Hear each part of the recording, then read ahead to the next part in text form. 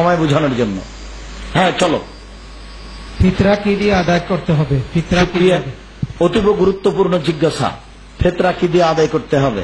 রাসূল সাল্লাল্লাহু আলাইহি সাল্লামের যুগে স্বর্ণ মুদ্রা, রূপা মুদ্রা ছিল। তিনি ফিতরার জন্য স্বর্ণ মুদ্রা, রূপা মুদ্রা ব্যবহার করেননি।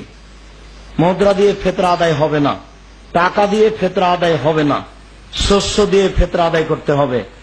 সারা দুনিয়ার মানুষ যদি টাকা দিয়ে ফিতরা আদায় করে, সারা দুনিয়ার মানুষই গুনাহগার। একটু লন্ডনের ভাই ফিতরার দাম ধরে $10 দিয়ে পাঠিয়েছেন আপনার কাছে, আপনি এখন $10 চাউল কিনে দিয়ে দিলেন, এই নীতি মিথ্যে। লন্ডনের ভাই আপনাকে ফিতরা দিতে বলেছেন আর $10 দিয়েছেন, আপনি মাথা পিছু 2.5 কেজি চাউল কিনেন, কেনার পরে যা টাকা থাকলে ওটা দান করে দেন, ওটা ফিতরা নয়। কথা বোঝা গেল না?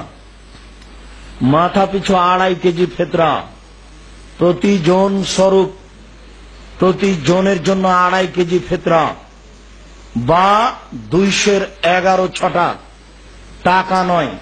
টাকা দিয়ে ফিতরা আদায় হবে না। সারা দুনিয়ার মানুষ যদি ফিতরা আদায় করে টাকা দিয়ে, সারা দুনিয়ার মানুষই গুনাহগার।